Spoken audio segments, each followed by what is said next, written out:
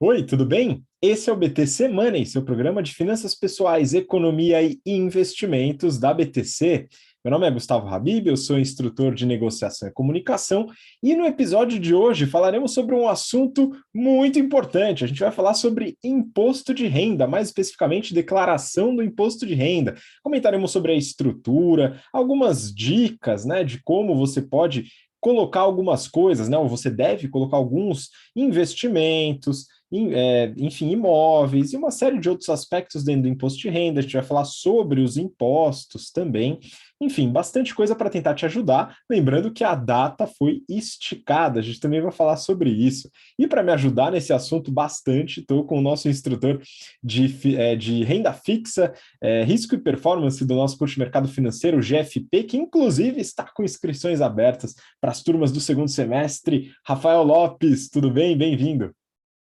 Fala pessoal, tudo bem? Prazer estar com vocês novamente. Isso aí, a gente acabou de abrir as vagas para o segundo semestre, o GFP. As turmas desse semestre, né, a gente está com duas turmas abertas, estão bombando, está muito legal o curso. Semestre que vem também a gente está preenchendo muita gente interessada nos cursos de opções e value investing. Então, vamos que vamos para ensinar essa galera, né, coisas importantes sobre o mercado. Todo mundo que quer trabalhar no mercado financeiro, fica de olho, porque a gente ensina muita coisa bacana. Bora lá começar mais um BTC Money. Vamos lá, Rafa, é isso aí. Você que tem interesse em se desenvolver com bastante conteúdo e profundidade para o mercado financeiro, seja para trabalhar em gestoras de recurso, bancos de investimento, enfim, grandes empresas e bancos no mercado financeiro, busque os cursos da BTC, a gente tem lá no site, com o link aqui na descrição, btcompany.com.br. O Rafa comentou um pouquinho sobre os cursos que a gente tem hoje com inscrições abertas. E aqui a gente vai falar do imposto de renda, mas antes de falar do imposto de renda, né, isso a gente vai incluir também, né, como colocar investimentos no exterior no imposto de renda. Isso é muito importante. Por quê? Porque cada vez mais as pessoas entendem a importância de colocar uma parcela do seu patrimônio, do seu rico dinheirinho guardado em dólar. E para isso você pode contar com a segurança e a credibilidade da Nomad, que foi a primeira empresa a lançar conta em dólar para o público geral aqui no Brasil, né, poder realizar algumas operações, ter alguns benefícios e aproveitar as vantagens de você ter uma parte do patrimônio em dólar, né? Então a Nomad é parceira aqui da BTC nesse canal, no BTC Money, e você tem benefícios, né? Inclusive, se você abrir sua conta em até 15 dias da abertura da conta, realizar a sua primeira remessa de câmbio para a conta da Nomad, você ganha US$ 15 de cashback, são US$ 15 a mais na sua conta para você usar como você quiser, usando o cupom BTC15, beleza? Então, experimenta, abre lá e, é claro, você vai depois ter que declarar o dinheiro que você tem no exterior no imposto de renda. A gente vai falar sobre isso. Rafa, é o seguinte, primeiro ponto que o governo federal, né, ajudou a gente um pouquinho, esticando um pouco o prazo da entrega da declaração, se eu não me engano, aí você pode confirmar, temos até dia 31 de maio para poder entregar a declaração. E eu queria que você ajudasse a esclarecer para a gente como que funciona a declaração do imposto de renda, né? Ela tem uma série de aspectos que a gente deve preencher, enfim, começa esse papo um pouquinho com a gente. Legal, vamos começar do básico, né? Então é o seguinte: imposto é um tributo. A gente sabe que dentro dos tributos como um todo, né, que é tudo aquilo que o governo arrecada, você tem, por exemplo, taxas de contribuição, tem outros tipos de fontes de arrecadação. O imposto é uma delas. Então, essa é a primeira distinção, tem que ficar clara para todo mundo, né? É um dos tributos, mas não é o único, mas é o mais importante. A segunda distinção é a classificação dos próprios impostos. Então, quando a gente fala, por exemplo, do IPTU, do IPVA, esses impostos não são impostos que incidem sobre a renda. São impostos que você tem que pagar quando você é proprietário de um imóvel, né? No caso do IPTU, ou quando você tem um automóvel, você paga o IPVA. O imposto de renda é aquele imposto que incide sobre a sua renda, que tem várias fontes também distintas, né? Ou seja, a renda que você recebe pode ser proveniente de diferentes fontes. E aqui vem uma questão importante para que todo mundo tenha, então, clareza, né? Primeiro ponto, entendido isso, que essa declaração que a gente faz todos os anos é a declaração do imposto sobre a renda, agora vem a segunda classificação, que é conseguir entender, então, quais são os diferentes tipos de renda. Perfeito? Bom, a primeira coisa a primeira renda e fundamental, que eu acho que é aquela renda que todo mundo conta, né, e que é a principal fonte de renda de todo mundo, é normalmente a renda que a gente recebe de uma pessoa jurídica, que é quando a gente tem um vínculo estabelecido ou via um contrato CLT, quando você é contratado por uma empresa, né? E aí essa empresa te faz os pagamentos de salário, bônus, etc.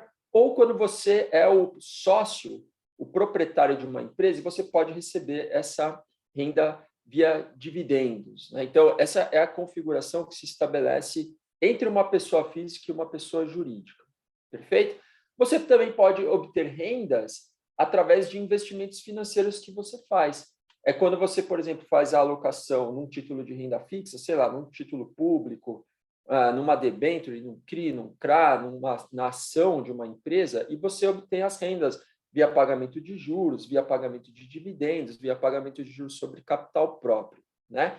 E tem uma renda que você pode obter fruto do pagamento de uma pessoa física, que aí é quando você, por exemplo, tem um imóvel, você aluga esse imóvel e a renda proveniente do pagamento do aluguel daquele imóvel é uma renda que você recebe, portanto, de uma segunda pessoa física, né? Então, aqui não se estabelece um relacionamento entre a jurídica e a física. Não, é um relacionamento entre duas pessoas físicas. Bom, posto isso, a gente também consegue classificar essa renda em três grandes divisões, vamos dizer assim, né? Você tem aquela renda que é uma renda tributável, que normalmente essa renda que a gente recebe, né, ou de uma pessoa física ou de uma pessoa jurídica, quando um contrato CLT é estabelecido. Você tem a renda que é tributável de forma exclusiva, que a gente chama, que aí é a renda dos investimentos financeiros, e você tem as rendas isentas, que é toda aquela renda que você obtém que aí se enquadra em algumas regras que o governo cria uma isenção, um tipo de incentivo para conseguir justamente incentivar o fluxo de recursos para aqueles investimentos, né? Então, vamos falar de cada uma dessas divisões. Ô, Bom, Rafa, vamos começar. Pode falar. só um ponto rápido, né? Você comentou sobre Sim, as rendas de pessoa jurídica, além dos dividendos, né, também tem o Prolabore. Então, se você é sócio, proprietário de uma empresa, o Prolabore funciona mais ou menos como sendo o salário do sócio, né? O sócio atuante, o sócio administrador ou administradora, e aí entra numa outra categoria de imposto também, né? Então, só para adicionar esse ponto em relação à pessoa jurídica. excelente, é isso aí. É, bem lembrado. Bom, então, vamos começar dos mais fáceis para um pouquinho mais complicado, né? Vamos começar pelos aqueles rendimentos de tributação exclusiva. Por que por que é dado esse nome, né? A tributação exclusiva? Porque a incidência do imposto, a alíquota de imposto, incide sobre a renda exclusiva daquele ativo específico financeiro. Então, por exemplo, quando a gente tem, fiz um investimento num título pré-fixado do governo, esse investimento vence daqui a 3 anos, vou pagar uma alíquota de 15%. Você pega a renda, tudo que você ganhou, né, o seu ganho financeiro em cima daquela alocação, aplica a alíquota de 15% e em cima disso você vai declarar o recolhimento de um imposto, que nesse caso foi feito na fonte, né? Quando vence ou você vende, aquele imposto é recolhido na fonte. Então, tudo que é investimento financeiro, tudo que é ativo financeiro, a tributação é exclusiva. Você olha para aquele ativo especificamente, vê qual foi o seu ganho naquele ativo, vê qual que é a alíquota de imposto, aplica essa alíquota sobre aquele ganho e acabou. Você teve recolhe aquele imposto e pronto, você não mistura com mais nada. A segunda divisão, que é dos rendimentos isentos, esses rendimentos também é relativamente fácil, né, de você declarar. Então, por exemplo, recebi o dividendo da ação de uma empresa. Esse dividendo é um rendimento isento por lei, né? Aqui no Brasil é assim. Então, ali você vai declarar como um rendimento isento. Ou fiz a venda de ações até R$ 20.000 e tive um ganho de capital. Esse ganho é um ganho isento. Rendimento de fundos imobiliários, você vai declarar também na parte dos isentos.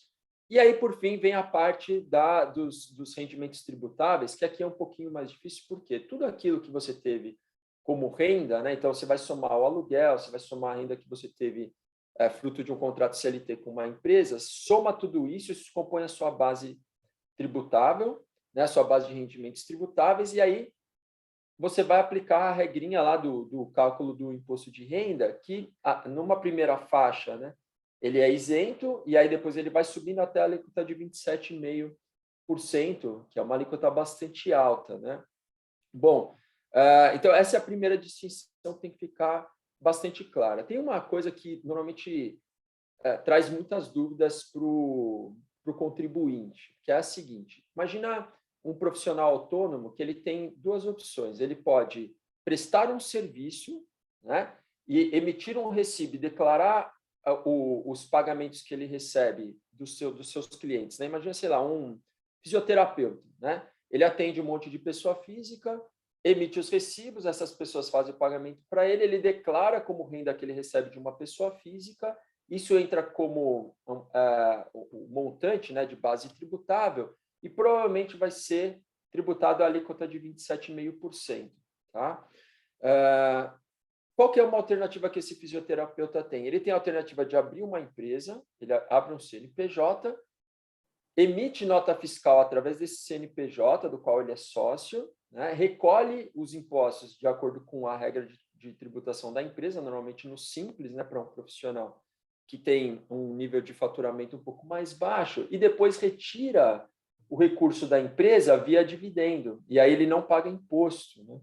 Portanto, a comparação que a gente faz aqui será que é melhor eu pagar 27,5% de alíquota na física, né, declarando essa renda como uma renda que eu estou recebendo de uma outra pessoa física, ou pagar um imposto dentro da empresa e depois retirar como dividendo, que aí seria isento, né?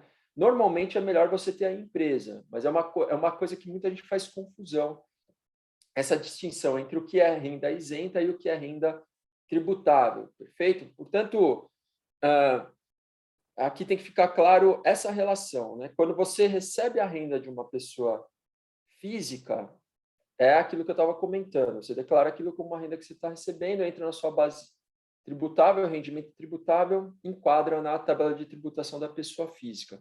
Quando você abre uma PJ, tem que ficar bem claro essas duas identidades, né? Existe lá o Rafael, pessoa física, e existe um CNPJ do qual o Rafael é sócio. Apesar de eu ser sócio, de eu ser talvez o único sócio, o único dono daquela empresa, quando eu retiro o dividendo dessa empresa, também se estabelece uma relação entre pessoa jurídica e pessoa física. Portanto, eu tiro esse dividendo como uma renda isenta. Né? Então, essa PJ, esse CNPJ, que o Rafael é sócio, ele presta o serviço para o cliente, no caso, né? Imagina que é o fisioterapeuta prestando serviço para o seu cliente, mas via PJ, o cliente paga para essa empresa. E aí eu sou sócio da empresa, o fisioterapeuta é sócio da empresa, ele retira o dinheiro da empresa como um dividendo e declara na física, né, na pessoa física, como uma renda isenta. Então, isso tem que ficar bem claro, porque eu já vi muita gente fazendo confusão sobre isso. Eu não sei se deu para todo mundo entender do jeito que eu falei aqui, mas quando a gente tem essa visualização, né, da declaração do imposto, pensando nessas divisões, nesses blocos, aí começa a ficar tudo mais fácil, né? Não é nenhum bicho de sete cabeças fazer a declaração do imposto de renda, é uma coisa, na verdade, muito simples. Pois é, eu acho que em relação a esse último tópico que você falou, Rafa, é importante, acho que até chover um pouco no molhado. Você que está ouvindo a gente ou assistindo pelo YouTube, inclusive, se você está ouvindo pelo podcast e quiser sugerir um tema, este vídeo mesmo no YouTube é onde você deve deixar seu comentário para sugerir esse tema, tudo bem? Enfim, mas falando sobre isso que o Rafa comentou, é importante você ter clareza de que você está preenchendo a declaração do imposto de renda de você, pessoa física. Se você é sócio de uma empresa, é proprietário, etc., a pessoa responsável pelo preenchimento da declaração do imposto de renda da empresa é a contabilidade, o contador, a contadora, a empresa de contabilidade da sua empresa. E aí eles vão te entregar essa declaração para que você possa preencher a sua declaração de pessoa física, tá? Então, vou passar um pouquinho aqui, até pela estrutura do imposto de renda, e colocar alguns pontos aqui até da minha declaração, para esclarecer eventuais dúvidas que você possa ter em relação a alguns pontos, né? Começa com acesso ao sistema de declaração do imposto de renda. Rafa, é o seguinte, eu declaro o meu imposto de renda, e não só o meu, eventualmente, há 10 anos, fazer aniversário de 10 anos aí de preenchimento de declaração do IR, maravilha, né? Uma data comemorativa muito importante, mas enfim, até ano passado, eu fazia o quê? Eu fazia o download de um software da Receita Federal, que era usado, é usado ainda, tem esse software, para a declaração do imposto de renda. Nele, você faz o download de um arquivo no ano para mostrar o seu recibo, que depois você pode usar para atualizar no ano seguinte, não precisa preencher tudo do zero. Eu sempre fiz dessa forma, mas esse ano eu resolvi fazer pela web. Então, o site da Receita Federal, enfim, toda a estrutura web, permite que você preencha a sua declaração pelo próprio browser. E isso é o conhecido Meu Imposto de Renda, onde você pode acessar através do portal ECAC. Então, você procura lá ECAC no Google, e aí você entra, né, no site ali do ECAC, que é o Centro de Atendimento da Receita Federal. E ali você entra em Meu Imposto de Renda, no canto esquerdo dessa página do ECAC. Ah, importante, é interessante você fazer o cadastro na conta gov.br, e ali você consegue acessar, fazer o login por ali, e fica muito mais fácil. Entrando no Meu Imposto de Renda, você inicia a sua declaração, e aí você tem algumas opções. Você pode iniciar uma declaração em branco, você pode iniciar com algumas informações do ano anterior que o próprio sistema vai captar para você, você não precisa subir nada, ou você pode ir uma declaração pré-preenchida, tá? Eu, particularmente, comecei com algumas informações do ano anterior, que me facilitou bastante a vida, e ele já pega tudo, tá? Não preciso subir nada, é bem simples. Então fica a recomendação de você tentar preencher pelo browser, tá? Isso é muito, muito interessante. E aí começa, né? No caso, eu tive que mudar o meu status de relacionamento, como no Facebook, né, pessoal? Mas, enfim, você atualiza suas informações pessoais e assim por diante, e aí entra no bloco das informações financeiras, que são a relevante, né, para a Receita Federal. E aí é o seguinte, tem as opções rendimentos, pagamentos, bens e dívidas e renda variável. São as 4 opções que você tem básicas aí para a declaração do imposto de renda. Eu vou passar primeiro pela parte de bens e dívidas. A parte de bens e dívidas arca com tudo aquilo que você tem de patrimônio ou de dívida, né? Então, por exemplo, né, quando a gente fala de patrimônio, você pode falar, por exemplo, de um imóvel. Então, você tem um imóvel, você tem que declarar esse imóvel, tá? Para ver se precisa pagar imposto de renda ou não, mas ele tem que ser declarado. Como é que você declara um imóvel? Você adiciona nessa parte de bens e dívidas, né, seleciona a parte de bens e direitos e escolhe bens imóveis. E ali você vai ter uma série de informações, prédio residencial, apartamento, casa, terreno, imóvel rural, enfim. E aí você coloca aquilo que melhor te atende. E aqui vem um ponto importante, viu, Rafa? A gente estava batendo um papo. Financiamento imobiliário. Como declarar um financiamento imobiliário dentro do imposto de renda? Pois é, pessoal, não é em dívida, por incrível que pareça. O financiamento imobiliário, por ser uma dívida que tem o próprio bem como garantia, funciona de uma outra forma. Você declara o seu imóvel no imposto de renda com o valor que você já pagou do financiamento imobiliário. Então, supõe que você tem um imóvel de 500 mil reais, né? Você comprou esse imóvel, ele vale 500 mil reais, foi o valor que você decidiu pagar. Só que você não pagou à vista, você pagou através de um financiamento imobiliário. Então, você fez, por exemplo, uma entrada de 100 mil reais e ao longo do ano de 2021, você pagou mais 50 mil reais no financiamento imobiliário nas parcelas que você pagou. Então, 100 mil de entrada, mais os 50 mil. O que você tem que declarar como valor desse imóvel são os 150 mil reais. Não são os 500, né, do valor do imóvel em si. E aí você vai fazendo a mesma coisa nos próximos anos até completar o valor e depois você não soma mais nada. A mesma coisa com um veículo. Quando o carro que você compra também é financiado, E o financiamento também tem a garantia do veículo, é a mesma coisa, você comprou o carro vale 100 mil reais, e aí você pagou de entrada 30 e no ano passado pagou mais 20 no total das parcelas, são os 50 mil reais que você vai declarar. Então aqui acho que vale essa sugestão aí para declaração dos seus bens imóveis, né? E aí a gente chega, por exemplo, para aqueles bens e ativos que o Rafa tem de monte lá na carteira dele, demora 3 dias preenchendo, que são os investimentos, né, Rafa? E aí, que investimentos entram em bens e direitos, hein? Então, aí essa parte dos investimentos é, é bem simples, é super tranquilo também de fazer a declaração, né? Bom, dentro da declaração desse programa que você estava falando, né, Habib, tem 3 grandes blocos, né? Um que você declara os bens, um que você declara os rendimentos, que é aquilo que eu estava explicando antes, e por fim você faz o ajuste para saber se tem alguma coisa a pagar ou a recolher, né?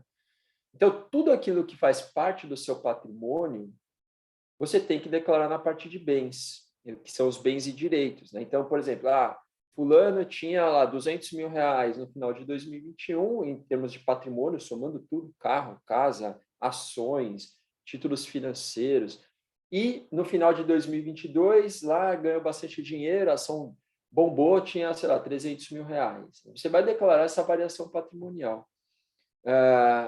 E na parte de renda é onde você declara a renda que você recebeu para que você consiga fazer essa conciliação, né, entre o que foi o crescimento do patrimônio e se você teve uma renda que é condizente com esse crescimento de patrimônio. Para que alguém tenha um crescimento de patrimônio de 100 mil reais, você tem que justificar isso, ou através do salário que você recebeu, ou através da valorização das ações, enfim, de alguma maneira, você tem que conseguir justificar esse crescimento de patrimônio, né? Então, por isso que existem esses diferentes blocos. Se tem alguma inconsistência, provavelmente vai cair na malha fina. Perfeito? Bom, então, declarou tudo na parte de bens e direitos. Na parte de renda, quais são algumas das regras? Títulos de renda fixa, sempre tabela regressiva do imposto de renda. Começa em 22,5%, em 6 meses, depois de um ano da aplicação, vai para 20%, depois de entre 1 ano e 2 anos, 17,5%, acima de 2 anos, você vai pagar uma alíquota de 15%. Existem exceções? Sim. Debêntures incentivadas, CRAs, CRIs, LCIs e LCAs são investimentos isentos. Então, se você faz um investimento nesses ativos, você não precisa recolher imposto sobre a renda. Por que é isento? Porque o governo quer criar incentivos para determinados setores, normalmente o setor imobiliário e agropecuário, e você pode ter alguns outros setores também, no caso das debêntures incentivadas, que são aqueles estratégicos, né? Então, logística, energia, são os mais saneamento básico. A empresa fez uma emissão de uma debênture para financiar a construção de uma pequena central hidrelétrica, ou para financiar um investimento numa nova rodovia, enfim, esse tipo de investimento goza de isenção também, tá? Perfeito. Bom, indo agora para a parte da renda variável, a gente sabe que os dividendos, né? Renda variável Brasil, os dividendos são isentos, sempre. Tudo aquilo que você receber de dividendo, você vai declarar no bloco de rendimentos isentos, não vai pagar imposto. Juros sobre capital próprio, incide a alíquota de 15%, é tributado na fonte. Você vai declarar lá, mas quando você recebe, já é recolhido na fonte o imposto. Perfeito? Alienação de ações. Alienação de ações, se for day trade, 20% sempre de alíquota. Se não for day trade, 15% de alíquota, contanto que você tenha vendido mais de 20 mil reais de ações naquele mês. Então, até 20 mil reais de alienação, esse é o termo utilizado, você tem que somar tudo que você vendeu de ações no mês. Se o valor da venda não ultrapassar 20 mil reais, os eventuais ganhos de capital que você teve são isentos. Se passar de 20 mil reais, o que você teve de ganho, você tem que tributar, tá? A alíquota de 15%. E aí é meio chato, porque a ação não é tributada na fonte, o Habib. Ação, quando a pessoa teve um ganho de capital, nós somos os responsáveis por computar esse ganho. Como que a gente faz isso? Você tem que saber qual foi o preço médio de compra, o preço médio de venda, calcular esse ganho. Aí você tem que gerar uma DARF, né? Calculou o ganho, aplica a alíquota de 15%, gera uma DARF, que é o documento de arrecadação da Receita Federal, com um código, se eu não me engano, 6015, e aí você tem até o último dia do mês posterior à venda. Então, vendi em março de 2022, eu tenho até 31 de abril, 30 de abril de 2022, para fazer o recolhimento desse imposto. Como? Eu vou lá, entro no site da Receita Federal, gero a DARF com os valores e eu mesmo faço o pagamento. Depois eu tenho que arquivar esse documento durante 5 anos e aí, no final do ano, no início do ano que vem, eu declaro esse ganho que eu tive com as ações. Mas o recolhimento, eu sou o responsável por fazê-lo. Tá? Se eu não fizer, isso pode dar um problema, cair na malha fina, alguma coisa do gênero. Então, é realmente bem chato. Quem gira muito ações, o ideal é contratar um serviço de terceiros, alguém que faça isso para você, porque senão a chance de você errar é muito grande, né? Tem que ficar calculando o preço médio, etc. e tal. É bem complicado. E uma outra coisa muito importante sobre as ações é que os prejuízos podem ser compensados.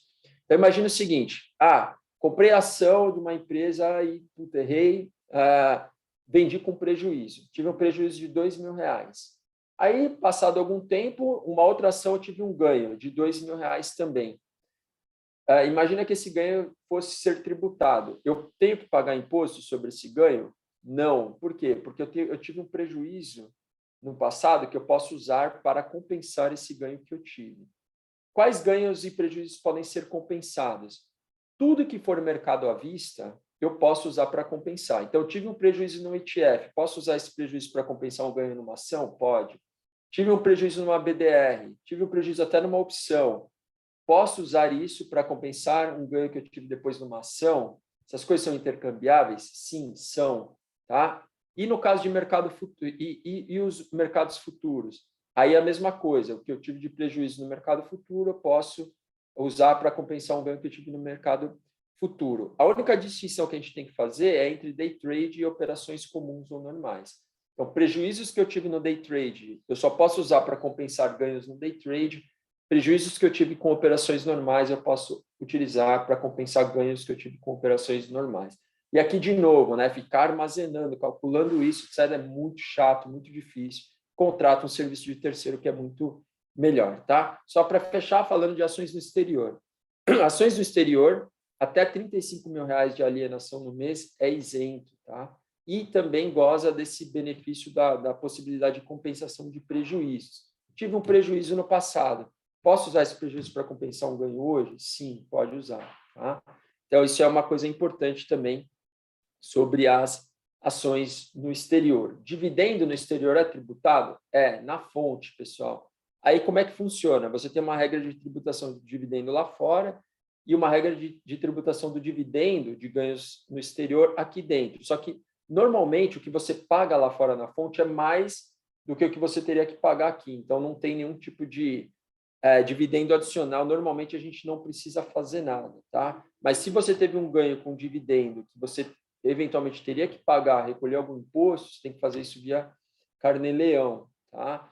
É um pouquinho chato também, é um pouquinho complicado, tá, pessoal? Então, um pouquinho das regras, né, e falando sobre cuidados que tem que ser tomados quando a gente opera, né, e quando a gente tem rendas e investimentos, para que a gente não cometa nenhum erro, para que a gente fique em dia com o leão. Exato, acho que uma mensagem importante é: tudo precisa ser declarado, mesmo que você não pague imposto, beleza? Ou não precise pagar imposto, né, naquela determinada operação. Eu vou colocar alguns exemplos aqui, só para a gente ir encaminhando para o fechamento, né, algumas coisas práticas aqui para eventualmente te ajudar na sua declaração. Então, quando a gente fala ainda de bens e direitos, a gente fala de investimentos, o patrimônio, né? Então, por exemplo, uma debênture, né? Eu tenho uma debênture na minha, na minha, na minha carteira aqui de bens e direitos, né? No meu patrimônio, e ela tem, né? Entra no grupo de bens de aplicações e investimentos, né? Com título isento de tributação, né? Uma debênture de infraestrutura. E aí você coloca os dados, CNPJ, tudo isso, a empresa administradora, enfim, tem que te passar, o banco, etc., eles têm que te passar esses dados, né? Você cobre dos bancos e das instituições para passar esses dados para vocês. E aí os dados, no caso de títulos públicos, etc., você sempre coloca o valor da aquisição. Da ação é a mesma coisa, não é o quanto ela vale hoje, né? Você está declarando hoje, dia 15 de abril, e aí você declara lá, não, né? É o valor da aquisição que você declara. A ação, por exemplo, eu não tenho ações no Brasil, na minha declaração este ano, graças a Deus, mas eu tenho ações no exterior, né? E a declaração é muito simples, na verdade, viu, Rafa? Quando a gente pega lá no sistema, por exemplo, aqui vou pegar a Disney, né? Isso daqui não é uma recomendação de investimentos, pelo amor de Deus, hein, pessoal? Mas quando a gente pega uma ação, por exemplo, lá é participações societárias em bens e direitos, código 1, ações, beleza. No caso, eu escolhi o país Estados Unidos, que é onde está escriturado. Então, se você pega uma ação Brasil, você deixa Brasil, vai ter que colocar os dados da instituição, etc. E aí você coloca os valores de aquisição, beleza? O preço médio de aquisição como sendo o valor daquele bem, tá? Isso é muito importante. E se você vendeu, depois você vai ter que fazer um novo cálculo do preço médio baseado no preço de venda também, tá? Mas em geral o preço de aquisição vai se manter. Um outro ponto são dados de conta corrente, né? Conta corrente, conta investimento, esse tipo de coisa. Você coloca o valor que é dado pela instituição que tem que te trazer esses dados. Fundo imobiliário, né? Fundo imobiliário, mais um bem que muitos de vocês talvez declarem, ele entra no grupo de bens fundos. Ó, presta atenção, o fundo imobiliário mudou do ano passado para esse ano, beleza? Ele mudou de categoria. Agora ele entra dentro de fundos com um código específico para ele, que é o código 3, Fundo de Investimento Imobiliário.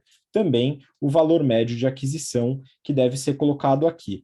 E aí, olha só que interessante, Rafa, no sistema da web, você coloca, ao colocar o bem, você já pode automaticamente colocar o rendimento dele. Então, tem a possibilidade de você incluir um rendimento isento ou incluir um rendimento exclusivo. No caso, por exemplo, de fundos imobiliários, né, você vai ter um rendimento isento, tá? E o código é 26, que é outros. Ele não entra como lucros e dividendos, o rendimento do fundo imobiliário. Ele entra na categoria outros. E aí você coloca o valor que a instituição te declarar. No caso de ações, etc., você coloca lucros e dividendos. Né? Então, saindo aí... só um último ponto em bens e dívidas é o consórcio, que é uma cagada que eu fiz aí uma vez na vida.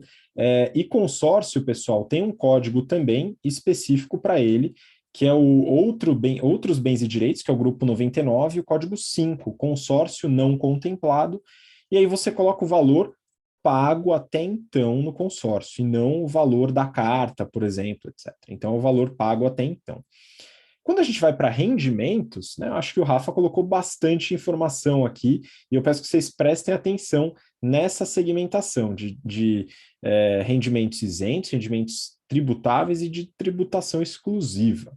Isso é muito importante, você simplesmente copia as informações que a instituição passar para você no caso, e no caso de remuneração, você tem a tributação, o rendimento tributável, como sendo a remuneração, CLT, etc., ou lucros e dividendos no caso de isentos, tá? E aí você é bem autoexplicativo, não tem muito segredos, também vai copiar os valores, as informações que a instituição passar para você.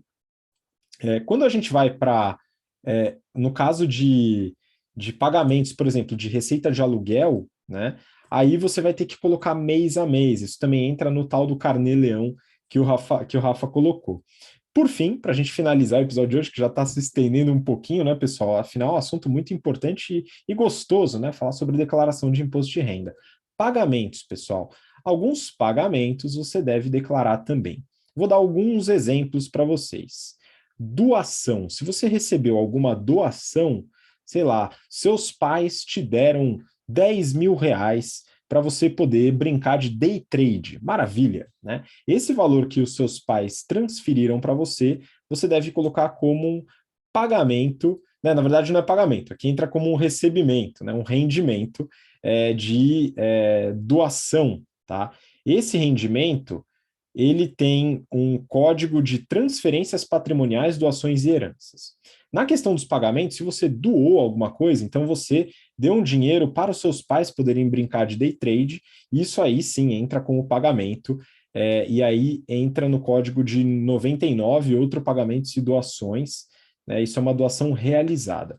Outro pagamento que você tem que declarar, por exemplo, é plano de saúde. O plano de saúde, se você tem um plano de saúde, ele vai te dar a declaração do imposto de renda e para não ser pego na malha fina, o que ele declarou, você tem que declarar como tendo pago também, porque é receita dele.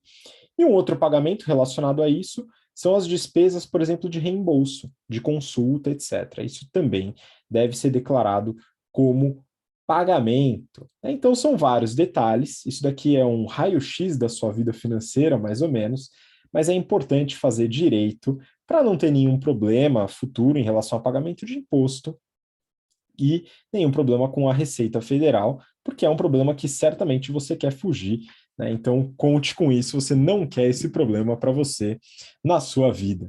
E aqui acho que a gente já esclareceu bastante coisa, Rafa. Se você quiser complementar com mais algum tema, algum assunto, pode colocar, senão manda também sua despedida para o pessoal. Eu acho que está ótimo. Só fazer, né, um comentário aqui que esperamos o Marquinho, né, no próximo episódio, que ele fugiu. Acho que ele não gosta muito desse tema de imposto. Mas eu acho que um negócio legal também é aquela reflexão, né, que a gente não cansa de fazer, principalmente aqui no Brasil, que realmente como o nosso imposto é mal administrado, né? Meu Deus do céu, a gente paga muito imposto e não tem muito pouca contrapartida. Isso me deixa às vezes meio chateado. Mas enfim, né? Faz parte da evolução, desenvolvimento do país. A gente espera que futuramente nossa classe política saiba administrar um pouquinho melhor esse dinheiro, né? Às vezes é de chorar, mas enfim, vamos que vamos em frente. Valeu, pessoal, um grande abraço para todo mundo, até o próximo BTC Money. Muito bom, eu concordo em boa parte aí com a questão da contrapartida, principalmente, que falta um pouquinho, mas é importante também a gente não errar do nosso lado, né? Então a gente cobra do outro lado e do nosso lado a gente faz o possível aí para poder colaborar e não dar justificativa do outro lado cometer mais problemas, não é verdade? Mas é isso também, queria agradecer a sua participação e todo mundo que está assistindo, ouvindo, enfim, pelo interesse, pela paciência. Espero que tenha ajudado um pouquinho, né, na declaração de vocês, que vocês têm que entregar até o final do mês que vem, que no caso é 31 de maio, né? Então, boa sorte nessa tarefa árdua e contem com a gente aqui na BTC. Um grande abraço, a gente se vê na semana que vem. Tchau, tchau.